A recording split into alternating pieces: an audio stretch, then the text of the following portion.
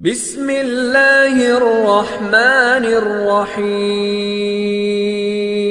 شیخ ابن عطا اللہ اسکندری رحمۃ اللہ علیہ، جو اللہ کے بہت بڑے ولی گزرے ہیں، انہوں نے چھوٹی چھوٹی باتیں انسان کے باطن سے اور تربیت سے متعلق ایسی بیان فرمائی ہیں کہ بندہ اگر ان کو سمجھے اور ان پر عمل کرے تو اس کی زندگی بہت قیمتی بن سکتی ہے۔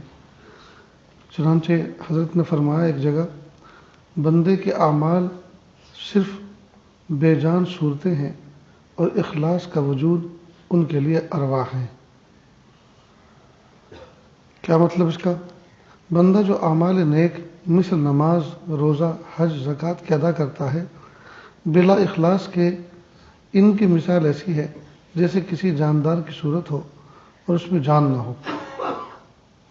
اور اخلاص یعنی عمل کو ریا و نفسانی مزے سے خالص کرنے کی مثال روح اور جان کسی ہے۔ اگر عمل کے اندر اخلاص کی صفت موجود ہے تو اس میں جان ہوگی اور وہ عمل کارآمد ہوگا، اور اگر اخلاص نہ ہو اور وہ عمل محض مخلوق کے دکھانے یا اپنے مزے کے لیے کرتا ہے تو وہ عمل مثل صورت بے جان کے ہوگا اور آخرت میں کچھ کام نہ آئے گا۔ بہت اچھی مثال دے کر فرمایا کہ آدمی نماز پڑھتا ہے، روزے رکھتا ہے، ذکر کرتا ہے، لیکن اگر اخلاص نہیں ہے تو یہ سارے کے سارے ایسے ہی ہیں جیسے دیوار پہ شیر کی تصویر بنا دی جائے تو اس سے کون ڈرتا ہے؟ تو دیوار کے اوپر شیر کی تصویر تو بنا دی لیکن اس سے ڈرتا کون ہے؟ اس لیے کہ اس میں جان تو ہے نہیں۔ تو اسی طرح صرف آدمی اعمال کرتا رہے اور اخلاص نہ ہو تو ان اعمال کے اندر بھی جان پیدا نہیں ہوتی، ان اعمال کے اندر بھی قوت پیدا نہیں ہوتی۔ اور اخلاص کسے کہتے ہیں؟ اخلاص اس بات کو کہتے ہیں کہ کوئی بھی عمل صرف اور صرف اللہ کے لیے کرے، اللہ کے لیے کرے، نہ تو اپنے مزے کے لیے کرے اور نہ کسی کو دکھانے کے لیے کرے۔ بہت سے لوگ کسی کو دکھانے کے لیے تو نہیں کرتے لیکن اپنے آپ مزے کے لیے کرتے ہیں، تو یہ مزہ بھی تو اللہ کا غیر ہے نا۔ جس طرح دوسرے کو دکھانا وہ اللہ کا غیر ہے، تو یہ اپنے مزے کے لیے اعمال کرنا کہ مجھے مزہ آتا ہے، مجھے کیوں کرتے ہو ذکر کہ مزہ آتا ہے، تلاوت کیوں کرتے ہو کہ جی مزہ آتا ہے، تہجد کیوں پڑھتے ہو کہ جی تہجد کے وقت میں اٹھ کے آدمی فریش ہو جاتا ہے، مزہ آتا ہے۔ تو یہ مزے لینے کی کیفیت کے لیے اگر عبادت کر رہا ہے تو یہ بھی علامت ہے اس بات کی کہ بندے کے اندر اخلاص نہیں ہے۔ اس لیے اعمال کریں چاہے مزہ آئے یا نہ آئے، چاہے کوئی دیکھے یا نہ دیکھے، مجھے تو عمل کرنا ہے۔ تو بات سمجھ گئے نا؟ اخلاص کی ایک دوسری مثال سمجھیں کہ اخلاص کہتے کسے ہیں۔ یہ جو حکومت کی طرف سے نوٹ ہوتے ہیں نا، نوٹ، تو یہ اس بات کی رسید اور اس بات کے پروف ہوتے ہیں کہ آپ نے مثال کے طور پہ آپ کے پاس 2000 کا نوٹ ہے، تو گویا گورنمنٹ کے خزانے میں آپ کا 2000 روپے کے بقدر سونا موجود ہے، اور اس سونے کے موجود ہونے کی رسید اور ریسیپٹ یہ 2000 کا نوٹ ہے۔ تو نوٹ کی ایک ظاہری شکل ہوتی ہے کہ اس کا حجم ہے، سائز ہے، اس کا کلر ہے، اور دوسرا اس نوٹ کے اندر گورنمنٹ کی اپروول ہوتی ہے کہ یہ 2000 کا نوٹ یہ چلن میں موجود ہے اور اس 2000 کے نوٹ سے آپ لین دین کر سکتے ہیں، گورنمنٹ اس کی ذمہ داری لیتی ہے۔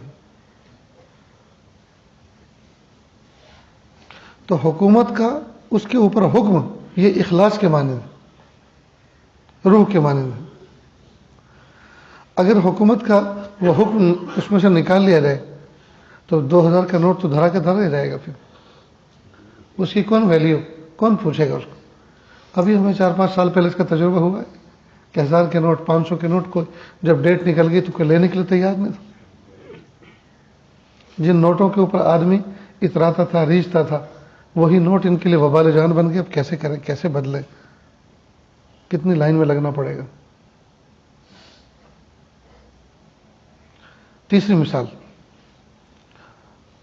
ایک ہوتی ہے دوائی کی سائز، مثلا آپ نے کوئی گولی کھانی ہے، پیراسیٹامول ہے یا پیناڈول ہے یا کروسین ہے، یہ دوائیوں کے نام ہیں.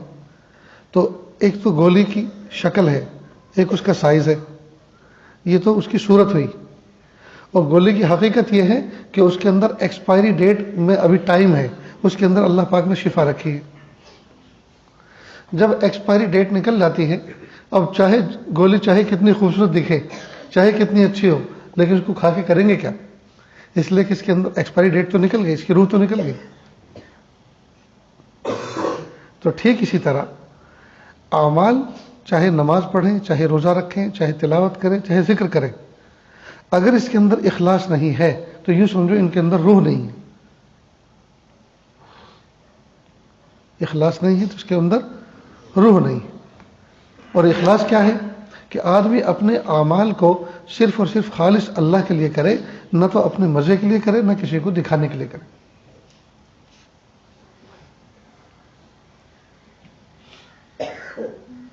ایک نواب صاحب تھے، ان کے زمانے میں ایک شخص تھا، اس کو برتن ٹوٹنے کی آواز بہت پسند تھی.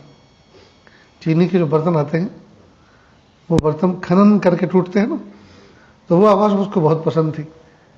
تو مہینے بھر کی تنخواہ جب مہینے پہ اس کو آخری تاریخ کو ملتی تو آدھی تنخواہ کے وہ کروکری برتن لے کر آتا، چینی کی برتن لے کے آتا، اور آدھی تنخواہ اپنے گھر کے کام کاج کے لیے رکھتا، اور برتن لے کے اوپر چھت پہ چڑھ جاتا اور ایک ایک رکیبی، ایک ایک پلیٹ چھوڑتا، اور وہ کھنن کر کے ٹوٹتی تو کہتے مزہ آ گیا، واہ. کبھی پیالہ چھوڑتا، کبھی پیالی، کبھی رکیبی، اور جیسے وہ ٹوٹتی تو کہ مزہ آ گیا. اب بتائیے یہ کوئی خاک مزہ ہے؟ اسی طرح کوئی آدمی اعمال کرے اللہ کے علاوہ مخلوق کو دکھانے کے لیے، یہ مخلوق کیا دے دے گی ہمیں؟ جیسے وہ برتن ٹوٹ رہے ہیں، کسی آدمی کی 6,000 کی تنخواہ ہے اور وہ 3,000 روپے کے برتن لایا اور وہ گرا رہا ہے، تو بتائیے یہ جو ہلکی سی آواز آ رہی تھوڑی دیر کے لیے، اس سے کانوں کی لذت آ رہی ہے، اس سے اس کو کیا نفع ہو رہا ہے؟ اس کی بھوک دور ہو رہی، اس کی ٹھنڈی گرمی سردی دور ہو رہی، یا اس کا فقر و فاقہ دور ہو رہا ہے، یا اس کی پریشانی دور ہو رہی؟ کچھ بھی نہیں، صرف مزہ ہے کانوں کا. ٹھیک اسی طرح جو آدمی اعمال کرتا ہے اور اس میں مزہ پاتا ہے اور مزے کے لیے کرتا ہے، تو یہ مزہ نہ تو پیٹ بھر رہا ہے جی، نہ کوئی انرجی تیار کر رہا ہے، نہ اس کے ذریعے سے دنیا آخرت کی کوئی ضمانت ہے، اس سے کچھ کام بننے والا ہے، تو پھر اس مزے کے چکر میں کیا پڑ رہا ہے؟ اسی طرح کسی کو دکھانے کے لیے ہم عمل کریں تو چلو اس نے ہمیں دیکھ لیا، رات کی تاریکی میں 12 بجے ہم رات کو تہجد پڑھ رہے تھے، یا 3 بجے اٹھ کے سجدے میں پڑھے تھے، کسی نے ہمیں دیکھ لیا، تو اس کے دیکھنے سے ہمیں کیا ملا؟ کیا اس نے ایک پیالی چائے پلا دی؟ کیا اس نے ایک جوڑی کپڑے دے دیے پہننے کے لیے؟ کیا اس نے اپنا نام ہمارے گھر پہ ہمارے نام کر دیا، اپنا گھر ہمارے نام کر دیا؟ کیا اپنی کھیتی ہمارے نام کر دی؟ یہ وہ ہمارے عمل سے اتنا خوش ہو گیا کہ اس نے بہت کچھ جائیداد ہمارے نام کر دی؟ کچھ بھی نہیں. تو جو کوئی بندہ ہمیں کچھ نہیں دے سکتا تو اس کو دکھانے کا کیا فائدہ پھر؟ اور جو رب سب کچھ دے سکتا ہے، سب کچھ اس کے قبضے قدرت میں ہے، اس کے دکھانے کی نیت نہیں. تو یہ کتنی اوچھی حرکت ہے دوستو. اس لیے یہ نظر ہی نہ ہو، لوگ دیکھیں یا نہ دیکھیں، لوگ دیکھیں یا نہ دیکھیں، مجھے مزہ آئے یا نہ آئے، مجھے تو یہ عمل کرنا ہے اس لیے کہ میرے اللہ کا حکم ہے. یہ ہے اخلاص. تو جس طرح سے دوائی کی شکل موجود ہے لیکن ایکسپائری ڈیٹ نکل چکی ہے، تو یوں سمجھیے کہ اس میں سے اس کی روح نکل چکی. جس طرح 1000 کا 500 کا نوٹ موجود ہے لیکن حکومت کی طرف سے اس کو رد کر دیا گیا، اس کا چلن بند کر دیا ہے، تو اس میں سے روح نکل چکی ہے، اب شکل رہ گئی ہے 500 کے نوٹ کی اور 1000 کے نوٹ کی.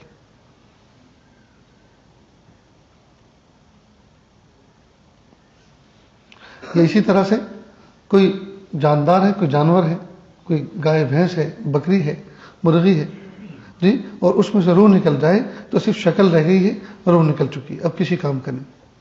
ٹھیک اسی طرح اعمال کے اندر، اعمال جو ہیں ظاہری خول ہے، ظاہری صورتیں ہیں، اور اخلاص کے ساتھ کرنا، اخلاص ان کے لیے روح کے مانند ہے، جس روح سے یہ اعمال زندہ رہتے ہیں۔ اس لیے ہم جو بھی عمل کریں اللہ کی رضا کے لیے کریں۔ جمعہ کا دن ہے، مسجد کے چندے کا، سامنے سے برتن گزرتا ہے، یہ سامنے سے دامن پھیلا کے گزرتا ہے کہ مسجد کے لیے ہے، تو جو بھی دے اخلاص کے ساتھ، جو بھی دے اخلاص کے ساتھ۔ یہ نہیں ہے کہ دائیں بائیں جو دیکھ رہے ہیں ذرا ان کو پتہ چلنا چاہیے کہ میں کتنا دینے والا سخی ہوں، سب تو 54 58 دے رہے ہیں، دیکھو میں تو 500 روپے دے رہا ہوں، کہ میں تو 100 روپے دے رہا ہوں، بس یہ دل میں آتے کے ساتھ ہی ثواب ختم۔ بہت سے لوگ مسجد مدرسے کو چندے لکھواتے ہیں، اب مائک پہ آتے کے ساتھ ہی سارا کے سارا ثواب لٹ جاتا ہے، اور مائک والے بھی دیتا ہے روپیہ 1 اور اس میں بیٹری اور مائک کا انرجی خرچ کرتا ہے 2 روپے کے برابر، اور جب تک پورے خاندان کی مغفرت کا اعلان نہ کر دے وہاں تک دینے والے کو بھی مزہ نہیں آتا۔ تو یہ ہماری اندر کی ہوس ہے، ہمارے اندر کی ہوس ہے، اس ہوس کو ہمیں ختم کرنا۔ کوئی دیکھے یا نہ دیکھے، دونوں حالت برابر ہونی چاہیے۔ اب اس کا پتہ کیسے چلے ہمارے اندر اخلاص آیا کہ نہیں آیا؟ تو اگر کوئی دیکھ رہا ہے، کوئی دیکھ رہا ہے اور ہم دے رہے ہیں، تو اب تو ہمیں پتہ نہ چلا کہ ہمارے اندر اخلاص ہے کہ نہیں ہے۔ ہو سکتا ہے نیت یہ ہو کہ فلاں دیکھے اور خوش ہو جائے کہ دیکھو بھائی یہ آدمی کتنا سخی ہے، اللہ کے راستے میں دیتا ہے، یہ تو ریا ہوئی۔ اخلاص کی پہچان یہ کہ جب کوئی دیکھنے والا نہ ہو، اس وقت دل کے اندر ایٹھن نہ آئے، اس وقت دل کے اندر سانپ نہ لوٹے، اس وقت جو ہے اکڑاہٹ نہ ہو کہ یار کوئی دیکھنے والا ہی نہیں، کوئی تو دیکھے کہ میں اتنی رقم دینے والا ہوں، کوئی دیکھنے والا ہی نہیں۔ اب وہ اندر ہی اندر تڑپ رہا ہے، اس کا مطلب یہ ہے کہ اس کے اندر اخلاص نہیں ہے، ریا کا جذبہ کوٹ کوٹ کے بھرا ہوا ہے، ریا کا جذبہ کوٹ کوٹ کے بھرا ہوا۔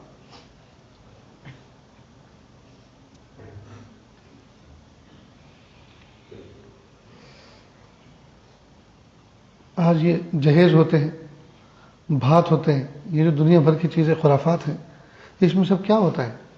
بھائی بہن کو، بھائی اپنی بہن کو، بھائی اپنی بھانجی کو کوئی چیز اس کے نکاح میں دینا چاہ رہا ہے، چاہے کوئی کپڑا ہے، کوئی زیور ہے، کوئی نقد ہے، کچھ دینا چاہ رہا ہے جی، اور وہ سب کے اندر اعلان کر کے پھر دے، کیسا لگے گا؟ چھوڑیے یہ بات پتہ نہیں سمجھ میں آئے نہیں آئے، کیونکہ ابھی تو رنگ چڑھا ہوا ہے نا سب پر۔ مثال کے طور پہ آپ باپ ہیں، آپ باپ ہیں اور آپ کا بیٹا بڑا ہو چکا جی، اور وہ روزانہ فجر کی نماز کے بعد آپ کے گھر میں آپ کا ناشتہ لے کے آتا ہے، تو سب کو کہہ رہا ہے بھائی دیکھو باپ کے لیے لے کے جا رہا، دیکھ لو اچھی طرح۔ اب وہ راستے میں سب کو دکھا کے لے کے جائے، اور باپ کو پتہ چل رہا ہے کہ میرا بیٹا تو اس طرح سے دکھا کے لاتا ہے سب، تو بتائیے اچھا لگے گا؟ یہ تو خیر بیٹا ہے، بیٹے کی بیوی اور آپ کی بیوی، ساس بہو ہوئی نا، بہو اگر سب کو دکھا کے لاوے اور کہے گی یہ ساس کے لیے لے کے جا رہی ہوں، تم بھی ذرا گواہ رہنا، یہ میری ساس بڑی چنچل ہے، تم بھی گواہ رہنا کہ یہ دیکھو 3 روٹی ہیں، گھی چپڑی ہے، اور ساتھ ساتھ میں چھاچ ہے اور گڑ ہے، یہ لے کے جا رہی ہوں صبح میں ناشتے کے لیے اس کے، اور ساس کو پتہ چل رہا ہے، تو پھر سانس لینے دے گی کبھی وہ؟ یہ اس کو اچھا لگے گا؟ اور اچھا لگنا بھی نہیں چاہیے۔ بھئی میرا بچہ مجھے ناشتہ دے اور سب کو دکھا کے لائے تو یہ تو میری غیرت کے خلاف ہے۔ بچہ، بچے کی بیوی، بچے کی ماں کے لیے اگر کوئی خدمت کرے اور اس کو جگ ظاہر کرے تو اس کی غیرت کے خلاف ہے۔ تو جب دنیا کا انسان غیرت رکھتا ہے اپنے اندر، دنیا کا انسان اپنی عزت نفس رکھتا ہے، تو اللہ تو بہت بڑے ہیں، اللہ تو بہت بڑے ہیں۔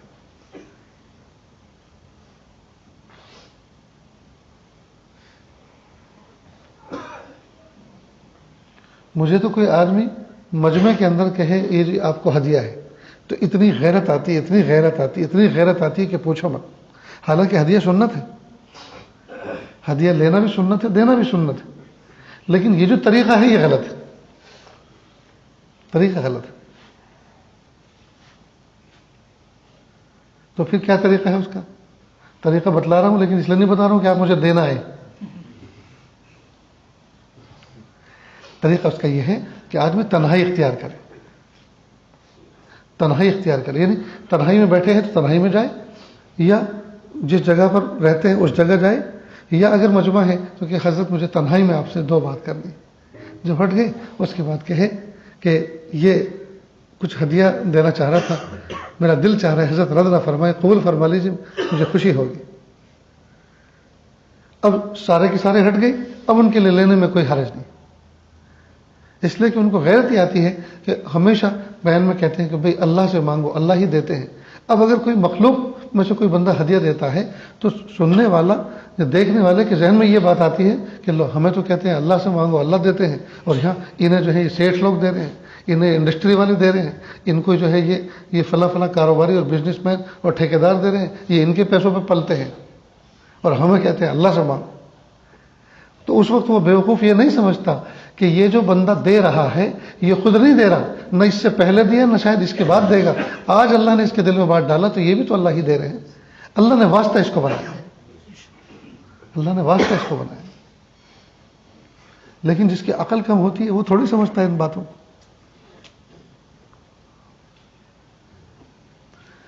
تو بہرحال ہم اپنے اندر اخلاص پیدا کریں، کوئی بھی عمل کریں اخلاص کے ساتھ.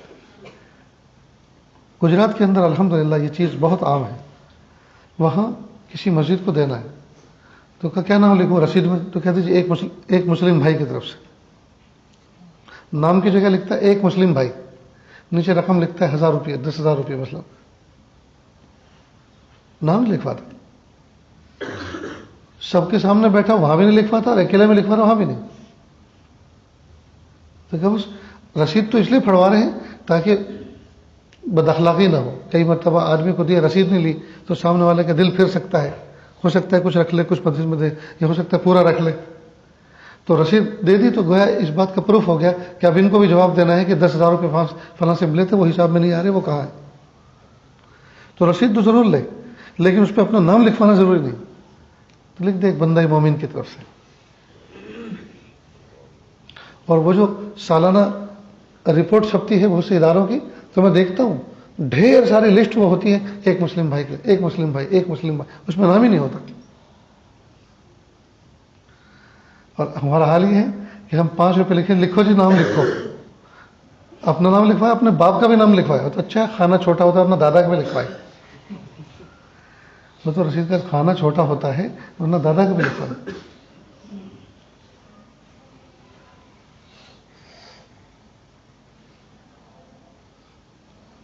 لکھنے لکھانے پہ بات یاد آئی، بھائی یہ جو MPR NRC اور CAA ہے، ہمارے بڑے بڑے علماء نے یہ فیصلہ کیا ہے کہ کوئی بھی حکومت کا آدمی آئے، اسکول کے ہوتے ہیں لوگ ٹیچر وغیرہ جن گننا کرنے والے، یہ جن گننا نہیں ہے. پہلے اس بات کو سمجھ لیں. سینسیکس جس کو کہتے ہیں یہ وہ نہیں ہے. ان میں باطل کے بہت خطرناک ارادے اور منصوبے ہیں. یہ بتاؤ بھائی ووٹر کارڈ سب کے پاس ہے، آدھار کارڈ سب کے پاس ہے، تو ہمارے ڈیٹا تو تمہارے پاس موجود ہے، اور کتنا چاہیے تم کو؟ تمہارے رجسٹروں میں تو لکھیں، تمہیں جو حکومتوں پہ اوپر تک پہنچایا انہیں یہ ID کارڈ کے ذریعے سے ووٹ دے دے کر اور آدھار کارڈ کے ذریعے سے ووٹ دے دے کر تو تمہیں یہاں تک پہنچایا ہے. اب کیوں اتراتے ہو؟ تو بالکل دینے کی ضرورت نہیں ہے. اس لیے کہ اس کا اصول کیا ہے، وہ افسر آئے گا. افسر کیا آئے گا؟ وہ ایک اسکولوں میں کام کرنے والے تنخواہ داری جو ہوتے ہیں انہیں کو بھیجیں گے. ہاں جی آپ کا نام کیا ہے؟ نام لکھ. آدھار کارڈ کا نمبر کیا ہے؟ وہ لکھ لیا. پین کارڈ کا نمبر کیا ہے؟ وہ لکھ لیا. ووٹر ID کا نمبر کیا ہے؟ وہ لکھ لیا. تمہاری پیدائش کب ہوئی، کہاں ہوئی، تمہاری امی ابا کی. بھائی میرے امی ابا کی پیدائش وہ مر کے دنیا سے چلے بھی گئے، ان کی تاریخ پیدائش کا تجھے کیا مطلب؟ اور وہ یہاں اس دنیا میں تھے، دھرتی میں تھے، تبھی تو میں پیدا ہوں، آسمان سے تھوڑی ٹپکا ہوں. یعنی یہ ساری کی ساری چیزیں خاص منصوبے کے تحت ہو رہی ہیں. اب وہ جو ہے چارٹ لکھ کر لے جائے گا، ٹھیک ہے، لکھ کر لے جائے گا، نیچے دستخط بھی کروا جائے گا ہمارے. یہ چارٹ جو آپ نے تیار کیا یہ ہماری ہی بیان اور ہمارا ہی بیان، ہماری تحریر ہمارے خلاف استعمال ہوگی، ہمارے خلاف گواہی بنے گی. اب وہ لے جا کر اسکول میں جہاں بھی آفس ہوگا وہاں جا کر بیٹھے گا اور یہ دیکھنے کے بعد لکھ دے گا یہ جاننے میں مسلمان میاں بہت ہیں، لکھو ڈی ان پہ، ڈی پیچھے لکھ دے گا ڈی، ڈی کے معنی ڈیفالٹ یا ڈاؤٹ فل سٹیزن، یعنی اس میں شک ہے کہ یہ یہاں کا ہے کہ نہیں۔ اب جب اس نے شک لکھ دیا، شک لکھتے کے ساتھ ہی آپ کے آدھار کارڈ ختم، کیونکہ آدھار کارڈ تو ان کی مشینوں میں ہے نا، آدھار کارڈ ختم۔ جب آدھار کارڈ ختم تو اسی سے تو کھاتہ کھلتا ہے۔ بینک میں گئے، بھائی ہمیں 1,00,000 روپے نکالنے ہیں، ہمیں ضرورت ہے، جی پروف لاؤ، پروف دیا تو یہ تو ریجیکٹ ہے۔ تو گویا 1 سیکنڈ کے اندر آپ کی ساری پراپرٹی حکومت کی پراپرٹی ہو گئی، 1 سیکنڈ کے اندر سارے کے سارا ہمارا بینک جو ہے اکاؤنٹ بند ہو گیا۔ نہ ہم اپنے گھر کے مالک رہے، نہ اپنی گاڑی کے مالک رہے، نہ زمین کے مالک رہے، نہ بینک کے مالک رہے، سب ختم۔ ہماری زندگی جو ہے انہوں نے 2-3 ڈیجٹ کے اندر، 2-3 آنکڑوں کے اندر محدود کر دی ہے۔ اگر ہمارا یہ ڈیٹا اڑا دیں کمپیوٹر میں سے، آدھار کارڈ اڑا دیں تو ہم کھڑے رہ جائیں گے، اپنے وجود کو ثابت نہیں کر سکتے کہ ہم انسان ہیں اور اس دھرتی کے رہنے والے ہیں۔ تم کہاں کے ہو، کون سی سرحد سے نکل کر گھس کے آئے، ہم کچھ نہیں جانتے۔ اس لیے بالکل دینے کی ضرورت نہیں، آئے لڑنے جھگڑنے نہیں، بھائی ہم نہیں دے سکتے، ہم نہیں دے سکتے۔ اور ایک بات یاد رکھنا، پولیس ہو، ملٹری ہو، انٹیلیجنس ہو، وزیر اعظم ہو، فقیر اعظم ہو اور پرائم منسٹر ہو، یہ سب کے سب نوکر ہیں، نوکر 5-5 سال کے لیے آتے ہیں، تنخواہوں پہ آتے ہیں، بادشاہ نہیں ہے یہ ہمارے خالق و مالک نہیں ہے، نوکر ہیں، نوکر۔ کل یہ ہار جائیں جوتی کے برابر بھی کوئی اہمیت نہیں دے گا ان کو، اور کتنے آ کے مر کے جہنم میں چلے گئے۔ یہ نرسمہا راؤ جس کے زمانے میں بابری مسجد شہید ہوئی تھی، حیدرآباد کے علاقے کا تھا، ایک پہاڑی کے اوپر اس کو جلانے کے لے گئے اور آگ لگا دی اور چھوڑ چھوڑ کے چلے آئے۔ ابھی ادگجرائی تھا کہ کتا کان پکڑ کے لے کے نیچے چلا ہے اس کی کھوپڑی، اور پھر نہ جانے کیسے کیسے وہ اس بات کو اتنا دبایا، لیکن جو لوگ وہاں جانتے ہیں انہوں نے ہمیں بتایا۔ تو کیا اہمیت ہوئی؟ یہ سب کے سب نوکر ہیں، کوئی ڈرنے کی ضرورت نہیں ہے۔ لیکن یہ ول پاور کب پیدا ہوگی؟ جب ایک اللہ کو مانیں گے، ایک اللہ کی عبادت کریں گے، ذکر و اذکار کریں گے، تلاوت کریں گے، جی حرام کھانا بند کریں گے، حلال کھائیں گے، تب یہ ول پاور پیدا ہوگی۔ جس نے اپنی معلومات دی، یہ سمجھے اپنے پیروں پہ کلہاڑی مار لی۔ ان کے مقصد کیا ہے؟ مقصد کیا ہے؟ سنو، یہ جو ہمارے ہندو بھائی ہیں، اس کو نہ تو کوئی سمجھانے والا ہے، اس قوم میں کوئی ہے ہی نہیں، نہ کوئی عالم ہے، نہ کوئی ظالم ہے، نہ کوئی بتانے والا ہی نہیں، رہبری کرنے والا نہیں۔ اور دماغ کے اوپر مسلمانوں کی نفرت ایسے بٹھائی ہے کہ آج چاہے گولی چلوا لو، آج چاہے قتل عام کروا لو ان سے۔ ویسے تو جیو ہتیا، فلاں ہتیا، اور ایک انسان جو سب سے افضل ہے اس دنیا کے اندر، اس کو چاہے جتنا مروا لو، وہ ہتیا نہیں۔ نفرت بٹھائی گئی، نفرت بٹھا بٹھا کے ان کو تیار کیا گیا۔ اب یہ کریں گے کیا؟ مسلمانوں کو اس طرح سے لاکھوں کروڑوں کو یہ جو ہے ان کی شہریت ختم کریں گے، افراتفری میں ڈال دیں گے۔ بہت سارے دلت سماج کے، O B C, S C S T, ان تمام کو جو ہے یہ ووٹ کا حق ان سے چھین لیں گے۔ اب کچھ برہمن قسم کے وہ لوگ بس وہی ووٹ دیں گے اور وہی یہ بالائی کھائیں گے راج پت کی۔ یہ ہے ان کے ناپاک منصوبے، یہ ہے ناپاک ارادے، لیکن انشاءاللہ ثم انشاءاللہ کبھی کامیاب نہیں ہو سکتے، کبھی کامیاب نہیں ہو سکتے انشاءاللہ۔ لیکن دوستو، ہمارے سامنے کچھ ملکوں کی تاریخ ہے، برما کی تاریخ ہے، اور نہ جانے کہ فلسطین کی تاریخ ہے۔ پوری قوم کو پنجرے میں قید کر کے اس طرح سے بے بس کر دیا گیا ہے۔ اس لیے رسم و رواجوں کو چھوڑو، اچھا کھاؤ، اچھا پہنو، اچھے اعمال کرو، اچھے شان کے ساتھ رہو، اپنے ایمان پہ محنت کریں، انشاءاللہ کوئی ہمارا بال بیکا نہیں کر سکتا۔ اللہ کی رحمت، اللہ کی مدد ہمارے ساتھ شامل حال ہوگی تو کوئی کچھ نہیں بگاڑ سکتا۔ لیکن اللہ کی رحمت آتی ہے تب جب کہ ہم اللہ کی بات مان کر چلیں اور اس پر عمل کریں، تب آتی ہے۔ ہم اللہ کی نافرمانی کرتے رہیں، نمک حرامی کرتے رہیں، اور پھر کہیں کہ اللہ مدد بھیج دے، فرشتے بھیج دے، تو ایسے مدد نہیں آیا کرتی۔ اللہ تعالیٰ سے دعا ہے، اللہ تعالیٰ کہنے سننے سے زیادہ عمل کی توفیق عطا فرمائے۔ وآخر دعوانا ان الحمد للہ رب العالمین۔ شكرا يا ربي شكرا هديت قلبي شكرا نورت دربي شكرا